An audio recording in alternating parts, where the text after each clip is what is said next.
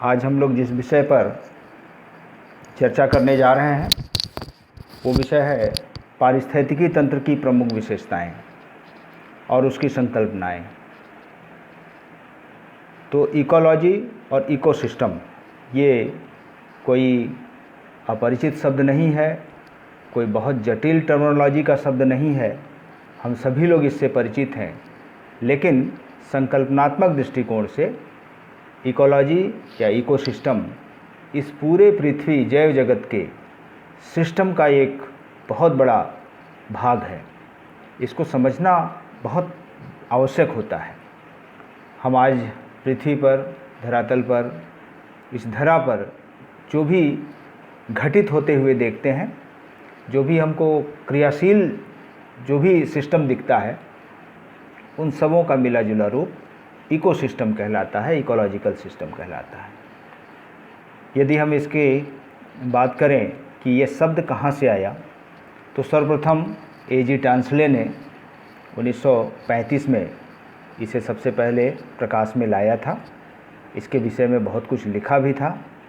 बाद में चल कर के E.P. ओडम ने 1963 में, फिर 1971 में, फिर 1973 में इस पर बहुत बृहद प्रकाश डाला। और अब यह इस विषय पर लिखने वाले बहुतायत लोग हैं। बहुत सारे भारत के वनस्पति शास्त्रियों ने, भूगोलविदों ने, पर्यावरणविदों ने भी अब इसकी बहुत समुचित व्याख्या प्रस्तुत की है। अब इस विषय पर जो परिचर्चा होनी है, इस पर मैं आपको बता दूं पहले कि सबसे पहले तो हम इसकी कुछ परिभाषाओं पर ध्यान देंगे, परिभाषाओं का विश्लेषण करेंगे। पारिस्थितिकी तंत्र की क्या विशेषताएं होती हैं, पारिस्थितिकी तंत्र के कौन कौन से कंपोनेंट होते हैं, उसके संगठक होते हैं, अजैव और भौतिक संगठक क्या होते हैं या जैविक संगठक क्या होते हैं, अजैविक संगठकों का कौन कौन से स्रोत हैं, कौन कौन से उसके भाग होते हैं, पारिस्थितिकी तंत्र की कार्यशीलता कैसी होती है, किस तरह से काम करता है, और पारिस्थितिकी तंत्र वास्तव में कितने प्रकार के होते हैं। तो इस तरह से हम लोग अपने आज के इस व्याख्यान में इतने बिंदुओं पर प्रकाश डालेंगे।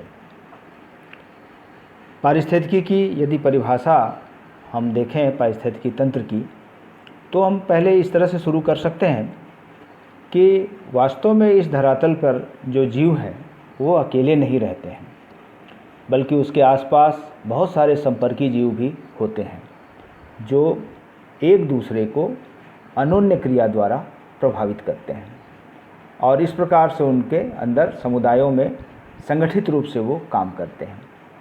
कोई भी समुदाय, जीवों का समुदाय, पौधों का समुदाय, कोई भी समुदाय, जीव परस्पर अंतर क्रिया करते हुए सतत अपने पर्यावरण के साथ फंक्शनल रिलेशन रखते हैं, कार्यात्मक संबंध रखते हैं, और इसी को समुदायों और पर्यावरण के संरचनात्मक और कार्यात्मक जो तंत्र है, सिस्टम है, यही पारिस्थितिकी तंत्र कहलाता है।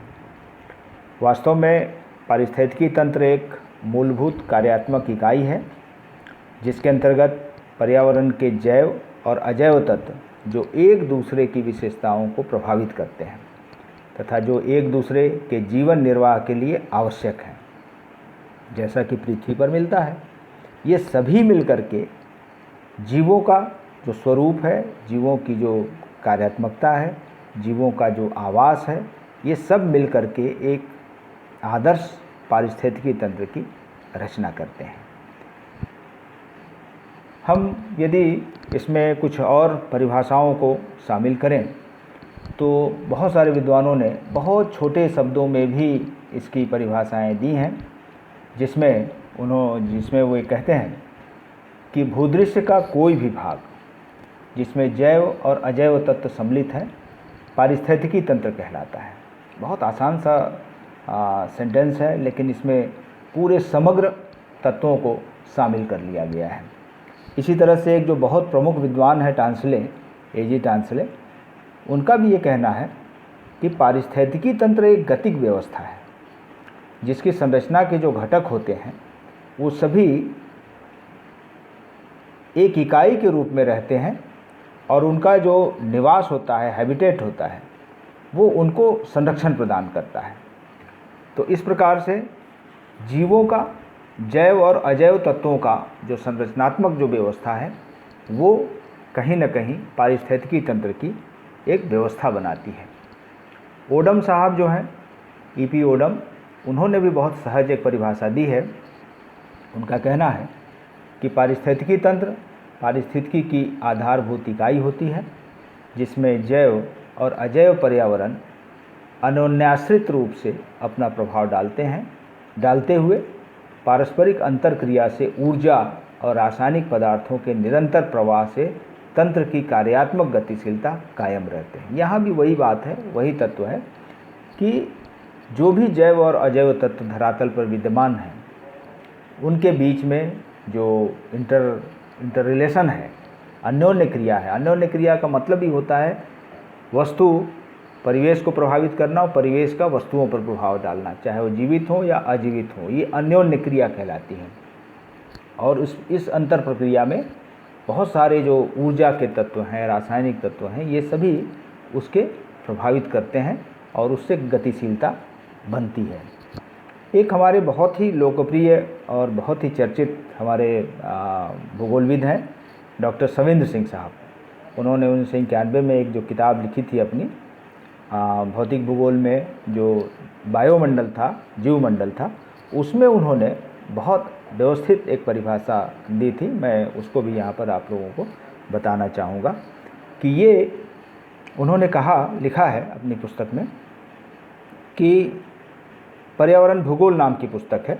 सॉरी, मैं भौतिक भूगोल मैंने कहा, पर्यावरण भूगोल के पृष्ठ 66 पे मैंने देखा है। उस समय 91 में जब पब्लिश हुई थी। उनके अनुसार पारिस्थितिकी तंत्र भूतल के निश्चित क्षेत्र को धारण करने वाली, भूतल का एक निश्चित क्षेत्र है उसको धारण करने वाली एक आधारभूत कार्यशील इकाई होता है जिसके अंतर्गत जैविक समुदाय तथा अजैविक संगठनों के सकल समुच्चय तथा किसी निश्चित समय इकाई के अंतर्गत उनके आपसी अंतरक्रियाओं को सम्मिलित किया जाता है। परिभाषाओं में वही सारे शब्द हैं, उसी तरह के बिंदु हैं।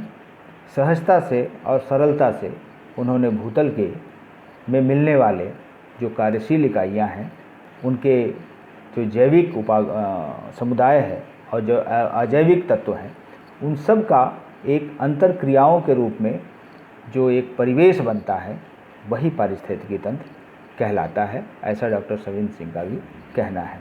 इस प्रकार हम कह सकते हैं कि किसी भी समुदाय के जैविक सदस्यों और उनके अजैविक पर्यावरण में ऊर्जा प्रवाह और खनिज पदार्थ चक्र को पूर्ण करने के लिए सतत संरचनात्मक और कार्यात्मक पारस्परिक अंतरक्रियाएं करती रहती हैं और इसी अंतर प्रक्रियाओं के संपूर्ण तंत्र को ही पारिस्थितिकी तंत्र कहते हैं। अब हम आपको इसकी जो विशेषताएं हो सकती हैं, इन पूरी परिभाषाओं में जो बात कही गई है उसको यदि सारांश तौर पर समझने के हिसाब से यदि हम बात करें कि पारिस्थितिकी तंत्र को बहुत सहज शब्दों में कैसे समझा जा सकता है, उसकी कौन कौन सी प्रमुख विशेषताएं होती हैं, तो बिंदुवार मैं आपको ये बता दूं कि इन परिभाषाओं में जो बात कही गई है उन परिभाषाओं से निष्कर्ष रूप में कौन सी बात निकल के आती है। पहली बात है कि पारिस्थितिकी तंत्र पारिस्थितिकी अध्ययन की मूलभूत इकाई होती है। एकदम क्लियर है ये।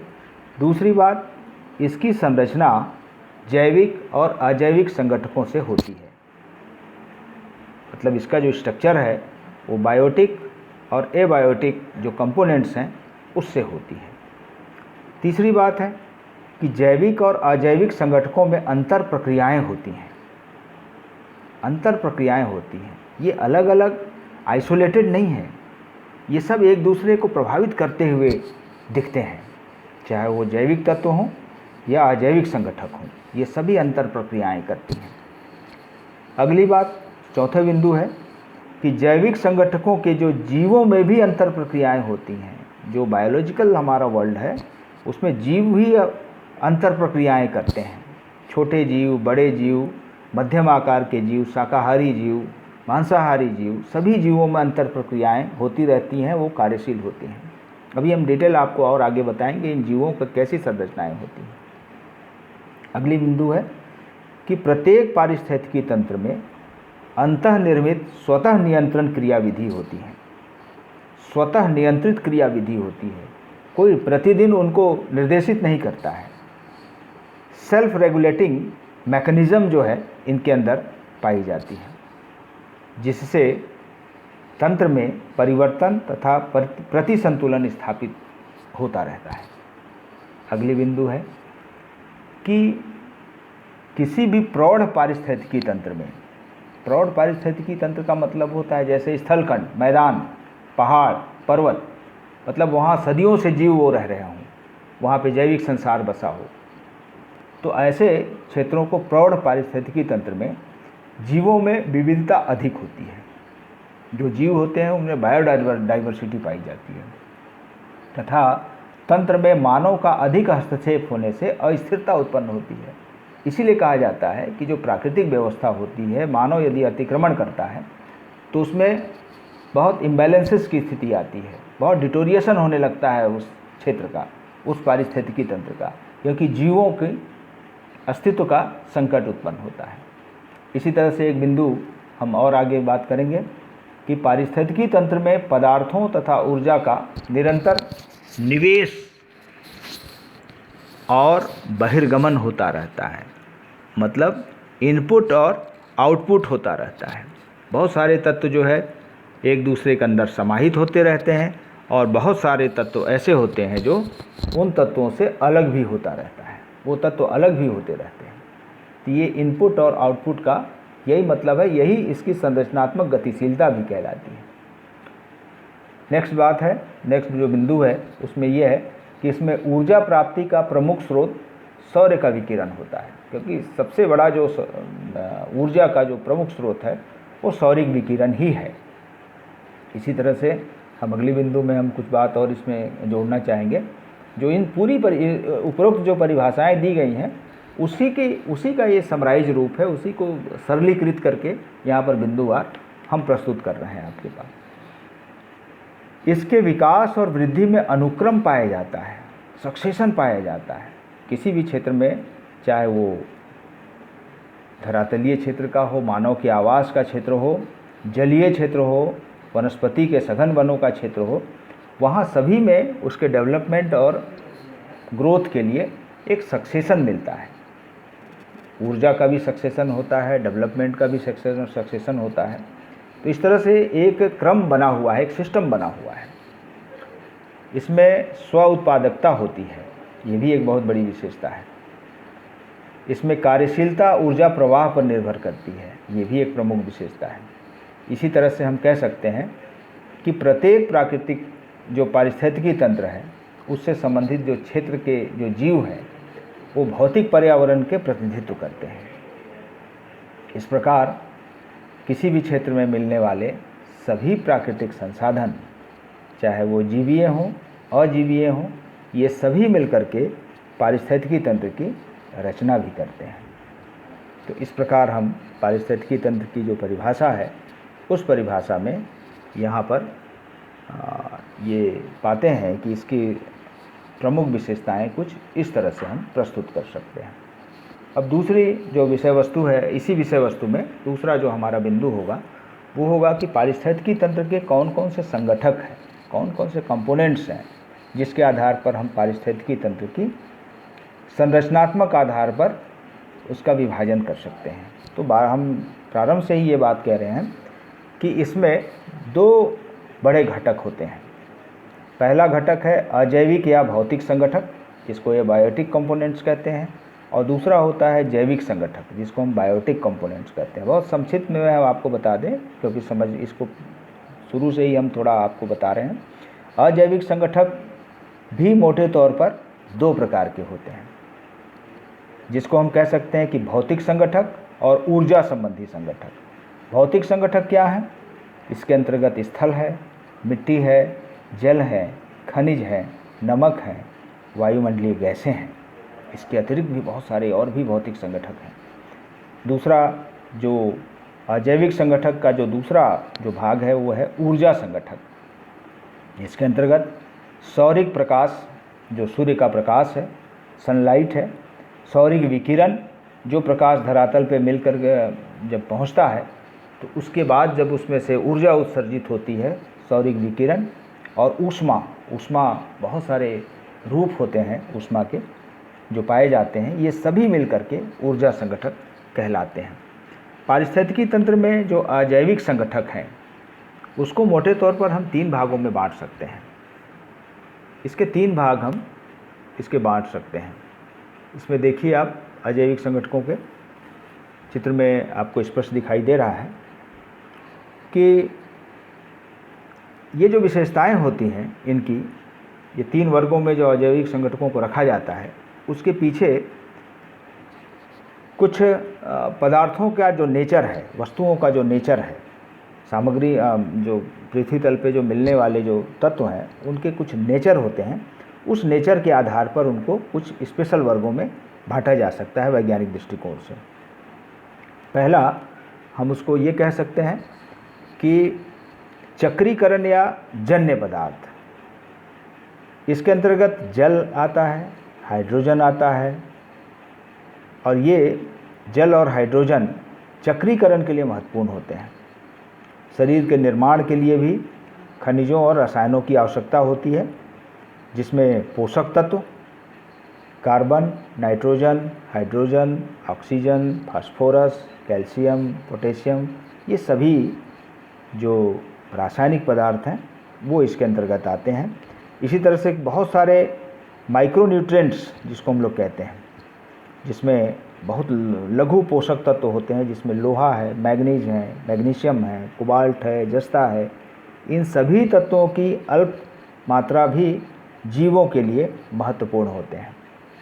ये सभी किसी न किसी रूप में इसका ट्रांसफॉर्मेशन करके, जैसे नाइट्रोजन को नाइट्रेट में बदल करके, नाइट्रेट के कारण पौधे नाइट्रोजन का उपयोग करते हैं, तो ये सारी चीज़ें जो है बहुत माइक्रो न्यूट्रिएंट्स होते हैं जो सभी जीवों के लिए आवश्यक होते हैं। तो ये चक्रीकरण के ये सभी पदार्थ होते हैं जो किसी एक व्यक्ति में जाने के बाद वो समाप्त नहीं होते, बल्कि उनका रूप जो है धीरे क्रमशः बदलता रहता है, एक से दूसरे जीवों में पदार्पण होता रहता है। दूसरा है इसी में पारस्परिक जो इनके जो तत्व हैं उसमें जैविक पदार्थ। इन जैविक पदार्थों में ऑर्गेनिक जो सब्सिस्टेंस हैं, जिसमें कार्बोहाइड्रेट्स हैं, प्रोटीन है, वसा है, तरल पदार्थ हैं, ये सभी इसमें सम्मिलित होते हैं। और तीसरा जो बिंदु है जो हम आपको बोल रहे हैं कि 3 संगठक होते हैं जैविक कारकों में, उस तीसरे संगठक में जलवायु तत्व का भी बड़ा महत्वपूर्ण योगदान होता है, जिसमें तापमान होता है, वर्षा होता है, प्रकाश, आर्द्रता इत्यादि आते हैं। ये सभी मिलकर के किसी भी पारिस्थितिकी तंत्र में जीवों की प्रकृति, जीवन की दशाओं को सीमाओं को निर्धारित करते हैं। अब ये जलवायु जो पदार्थ होते हैं वो सभी तापमान, वर्षा और प्रकाश इत्यादि के साथ इनके संबंध जुड़े होते हैं। तो ये इतनी जो बात थी वो थी अजैविक कंपोनेंट्स का, एबायोटिक कंपोनेंट्स का। दूसरा जो जैविक कंपोनेंट्स हैं, जिसको ऑर्गेनिक कंपोनेंट्स कहते हैं, कंपाउंड्स कह सकते हैं, कंपोनेंट्स कहते हैं, इसके अंतर्गत पूरा जैविक संसार होता है जीवित, जिसमें पौधे, जंतु, सूक्ष्म जीव और उनके मृत भाग ये सभी उसमें शामिल होते हैं। इन संगठकों को, मतलब जैविक संगठकों को चर और अचर 2 समूहों में रखा जाता है। 2 समूहों में रखा जाता है। एक स्थान पर स्थिर रहने वाले जीवों को, जैसे पेड़ पौधे को अचर कहा जाता है, और गतिशील रहने वाले जो जीव होते हैं उनको चर कहा जाता है। तो इस तरह से अस्थिर और स्थिर 2 प्रकार के जैविक संगठक धरातल पर पाए जाते हैं। अब इन जैविक संगठकों को सामान्य तौर पर 2 समूहों में रखा जा सकता है। पहला स्वपोषी जीव संगठक और दूसरा परपोषी जीव संगठक। स्वपोषी का मतलब होता है कि जो जीव स्वयं भोजन तैयार करके ग्रहण करते हैं, उन्हें स्वपोषी जीव संगठक कहा जाता है। इसके अंतर्गत हरे पेड़ पौधे आते हैं जो सौर ऊर्जा और प्रकाश संश्लेषण की सहायता से अकार्बनिक पदार्थों का निर्माण करके अपने भोजन की व्यवस्था करते हैं। ये सभी स्वपोषित पौधे कहलाते हैं। परपोषी जैव संगठक क्या होते हैं? स्वपोषी जीवों और पौधों पर भोजन के लिए निर्भर रहने वाले जीव और पौधों को परपोषी जैव संगठक कहते हैं। इसके अंतर्गत नॉन ग्रीन जो प्लांट होते हैं और सभी जीव आते हैं जो अपना भोजन अन्य पौधों और जीवों से ग्रहण करते हैं। ये जैव तत्वों का वियोजन और पुनर्विन्यास भी करते हैं। इस समूह में जीवों को उपभोक्ता भी कहा जाता है। इस समूह के जीव निम्नलिखित 3 रूपों में भोजन तत्वों में उपयोग होते हैं: जीवित पेड़ पौधों और प्राणियों का उपभोग द्वारा, अर्धवियोजित पेड़ पौधों और प्राणियों के उपभोग द्वारा, और जैविक यौगिक घोल के रूप में। ये सभी उपयोग होते हैं और इस तरह से ये परपोषी जैव संगठक कहलाते हैं। इस प्रकार हम देखते हैं कि ये जो जैविक संगठक हैं उसमें स्वपोषी और परपोषी जैव संगठकों के आधार पर ये जैविक जो पारिस्थितिकी तंत्र है उसकी रचना होती है। अब यहाँ पर एक प्रश्न उठता है कि ये वास्तव में इनको और सहज शब्दों में, सरल शब्दों में या इनके फंक्शन के हिसाब से कैसे समझा जा सकता है? तो इस प्रकार किसी भी पारिस्थितिकी तंत्र के जैविक संगठकों को निम्नलिखित शीर्षकों के अंतर्गत विश्लेषित हम कर सकते हैं, जो ज़्यादातर हमारे पाठ्य पुस्तकों में सीधे तौर पर मिलता है। समझने में भी इसको सहायता मिलती है। तो सबसे पहला होता है उत्पादक, प्रोड्यूसर। दूसरा होता है उपभोक्ता, कंज्यूमर्स। और तीसरा होता है वियोजक, डिकम्पोजर्स, या रूपांतरक, ट्रांसफार्मर। अब हम समझते हैं कि उत्पादक क्या होता है। इसके अंतर्गत, उत्पादक के अंतर्गत स्वपोषी जीव मुख्य रूप से हरी पत्ती वाले पौधे आते हैं। हरी पत्ती वाले पौधे सौरिक ऊर्जा को प्राप्त करते हैं और प्रकाश संश्लेषण विधि से अपना भोजन तैयार करते हैं। ये इससे पौधों को जड़ों और मिट्टी से अजैविक पदार्थों को ग्रहण करके जंतुओं के लिए भोजन और ऊर्जा प्रदान करते हैं। एल्गी, खेत की घासें, वनों के पेड़, झाड़ियाँ इसके उदाहरण हैं। ये सभी किसी न किसी के भोजन बनते हैं आगे चल कर के। दूसरा है उपभोक्ता। पारिस्थितिकी तंत्र के वे जीवित जीव जो उत्पादक जीवों द्वारा उत्पादित भोज्य सामग्री को आहार बनाते हैं, उपभोक्ता जीव कहलाते हैं। इसके अंतर्गत मानव सहित सभी परपोषी जीव आते हैं। इस तरह से अगर हम कहें तो उपभोक्ता जो जीव होते हैं उनको सामान्य तौर पर हम 3 भागों में तो बांट ही सकते हैं: प्राइमरी कंज्यूमर्स, सेकेंडरी कंज्यूमर्स और टर्सरी कंज्यूमर्स। प्राथमिक उपभोक्ता, जिसको प्रथम श्रेणी का उपभोक्ता भी कहा जाता है, इसके अंतर्गत शाकाहारी जानवर आते हैं जो भोजन के लिए हरे पौधों और उत्पादकों पर निर्भर करते हैं, जैसे कीड़े मकोड़े, चूहे, हिरन, गाय, भैंस, बकरी इत्यादि। ये सभी। इसी तरह से अगर हम जलीय पारिस्थितिकी तंत्र में देखते हैं तो मोलस्क, ये सब भी प्राथमिक श्रेणी के उपभोक्ता होते हैं। द्वितीय जो उपभोक्ता है, सेकेंडरी जो कंज्यूमर्स हैं, वो उस प्रकार के जीव होते हैं जो मांसाहारी होते हैं और सर्वहारी होते हैं, जिनमें मांसाहारी पशु मांस खाते हैं, जबकि सर्वहारी पशुओं में मांस के साथ साथ पौधों का भोजन के रूप में भी उपभोग करते हैं, जिनमें गौरैया है, कौवा है, लोमड़ी है, भालू है, कुत्ते हैं, बिल्ली है, सांप है। ये सभी द्वितीय उपभोक्ता जीव के उदाहरण होते हैं। तृतीय उपभोक्ता, जिसके अंतर्गत बड़े बड़े मांसाहारी पशु आते हैं जो सर्वहारी और शाकाहारी पशुओं का भक्षण करते हैं। शेर, चीता, बाज, गिद्ध, ये पशु पक्षी इसके उदाहरण हैं। इन पशु पक्षियों को उच्च उपभोक्ता, टॉप कंज्यूमर भी कहा जाता है। तो इस प्रकार हम देख सकते हैं कि उपभोक्ता में ये 3 प्रकार के उपभोक्ताओं का पारिस्थितिकी तंत्र में उनकी क्रियाशीलता पाई जाती है। तीसरा जो बिंदु है वो है जैव संगठकों का जो विश्लेषण है, उसमें उत्पादक, उपभोक्ता और वियोजक, तो अभी हम लोगों ने उत्पादक देखा, दूसरा उपभोक्ता देखा। अब तीसरी जो बात है वो है वियोजक का। वियोजक का मतलब डीकम्पोजर्स। इसके अंतर्गत पारिस्थितिकी तंत्र के सूक्ष्म जीव आते हैं। बैक्टीरिया, फंजाई इस वर्ग के सूक्ष्म जीव हैं। ये सूक्ष्म जीव मृत पौधों, जंतुओं, जीव जंतुओं, अन्य जैविक पदार्थों पर आक्रमण कर वियोजित करते हैं। और वियोजित करना, सड़ना और गलाना, वियोजित करते हैं। जटिल जैव पदार्थों को सामान्य यौगिकों में अवक्रमित कर देते हैं। इस प्रक्रिया के दौरान ये सूक्ष्म जीव अपना भोजन ग्रहण करते हैं तथा जैविक पदार्थों की पुनर्व्यवस्था भी करते हैं। सामान्य जैव पदार्थों तथा अन्य बैक्टीरिया के रूपांतरक जीव आक्रमण करते हैं और जैविक यौगिकों को अकार्बनिक रूपों में बदल भी देते हैं, जो उत्पादकों और हरी पत्ती वाले पौधों के उपभोग के उपयुक्त हो जाते हैं। इस प्रकार वियोजक या रूपांतरक जो बैक्टीरिया के रूप में होते हैं, ये पारिस्थितिकी तंत्र की गत्यात्मकता को बनाए रखने में इनका बहुत बड़ा योगदान होता है। तो ये पूरी फंक्शनिंग है जिसमें हम ये पाते हैं कि पारिस्थितिकी तंत्र जो है किस तरह के उसके संगठन से वो बना हुआ है। हम यहाँ पर आपको कुछ और भी विषयों पर आपको हम प्रकाश डालना चाहेंगे संक्षेप में, कि पारिस्थितिकी तंत्र की जो कार्यशीलता है, जो इसका फंक्शनिंग है, सिस्टम है, वो सीधे सीधे ऊर्जा प्रवाह पर डिपेंड करता है।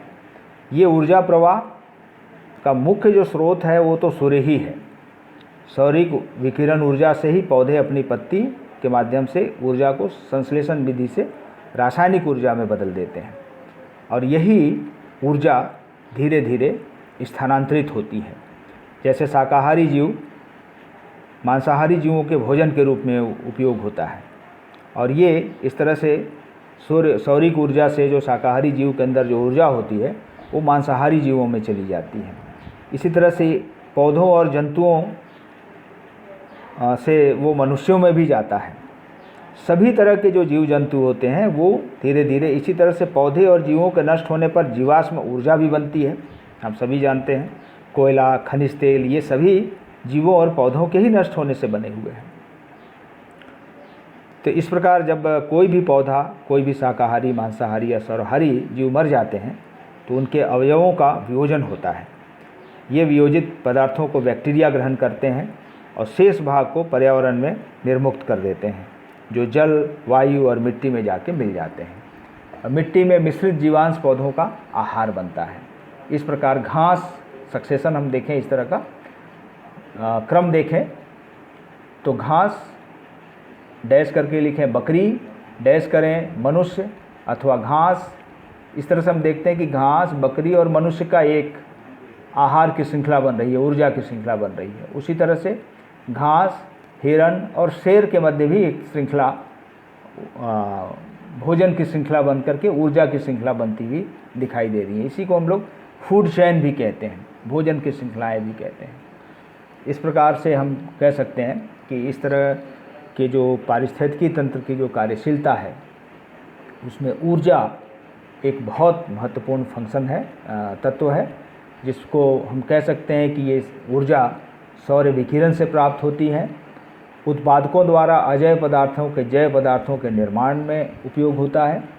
उपभोक्ताओं द्वारा उत्पादकों का उपभोग करने और तत्पश्चात उपभोक्ता पदार्थों को बढ़ाने से मिलता है।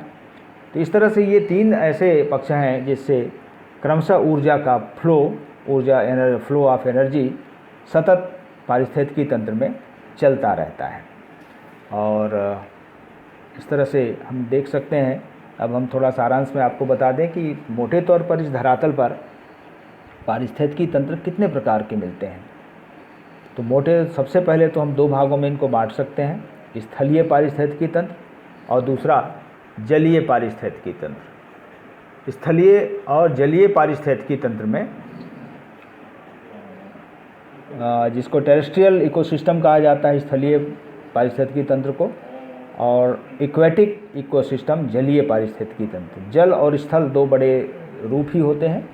महाद्वीप और महासागर जैसे हम कहते हैं, उसी तरह से अब हम देख सकते हैं कि स्थलीय जो पारिस्थितिकी तंत्र है उसमें कौन कौन से मुख्य पारिस्थितिकी के क्षेत्र होते हैं। उसमें सबसे पहला वन पारिस्थितिकी तंत्र, दूसरा घास पारिस्थितिकी तंत्र, तीसरा मरुस्थलीय पारिस्थितिकी तंत्र और चौथा मानवकृत पारिस्थितिकी तंत्र, जो हम कृषि क्षेत्र कह सकते हैं, बागीचा कह सकते हैं। तो इस तरह से हम देखते हैं कि ये धरातलीय पारिस्थितिकी तंत्र के विशिष्ट रूप हैं, जो अपनी धरातल की विशेषताओं और जैविक विशेषताओं के आधार पर अपने आप में विशिष्ट होते हैं। हम इस मानचित्र में देख सकते हैं कि एक तालाब, यहाँ पर उसका एक पारिस्थितिकी तंत्र दर्शाया गया है, जिसमें उत्पादक को इंगित किया गया है। जल में तैरने वाले जो पौधे हैं, छोटे जीव हैं, एल्गी हैं, उनको इसमें दिखाया गया है। इसमें मांसाहारी उपभोक्ताओं को भी इसमें तैरते हुए दिखाया जा रहा है। इसमें एक मनुष्य को भी छलांग लगाते हुए दिखाया जा रहा है, क्योंकि मछली पकड़ने के लिए वो उस नदी में, उस जल में वो अंदर की तरफ आ रहा है। बहुत सारे मांसाहारी जीव इसमें देखिए, एक सर्प भी उसमें तैरता हुआ नज़र आ रहा है। तो एक पॉन्ड जो होता है, एक जो तालाब होता है, उसमें एक संपूर्ण पारिस्थितिकी तंत्र यहाँ मिलता है, जहाँ उपभोक्ता भी होते हैं, उत्पादक भी होता है, अपघटक भी होते हैं, छोटे छोटे जो जीव होते हैं वो भी होते हैं। इस तरह से तालाब भी अपने आप में एक पूर्ण पारिस्थितिकी तंत्र का क्षेत्र कहलाता है और एक आदर्श पारिस्थितिकी। इसी तरह से वनों की भी पारिस्थितिकी होती है, इसी प्रकार से मरुस्थलीय क्षेत्रों की भी पारिस्थितिकी मिलती है। और मनुष्य से जो निर्मित कृषि क्षेत्र हैं या बागान है, बगीचा है, वहाँ भी बायोडाइवर्सिटी के रूप हमको दिखाई देते हैं। इसलिए हम कह सकते हैं कि धरातल पर मिलने वाले पारिस्थितिकी तंत्र भी सभी अपने आप में विशिष्ट होते हैं और इन पारिस्थितिकी तंत्र क्षेत्रों में उत्पादक भी होते हैं, उपभोक्ता भी होते हैं और वियोजक भी हमको मिलते हैं, चाहे वो मरुस्थल के हों, चाहे घास के क्षेत्र हों, चाहे जलीय क्षेत्र हों। इस प्रकार हम ये देखते हैं कि पारिस्थितिकी तंत्र प्रकृति की एक विशिष्ट व्यवस्था है, जो इस धरातल में जो चीज़ें संचालित हो रही हैं वो पारिस्थितिकी तंत्र की ही देन होती है। बहुत बहुत धन्यवाद आप सभी को।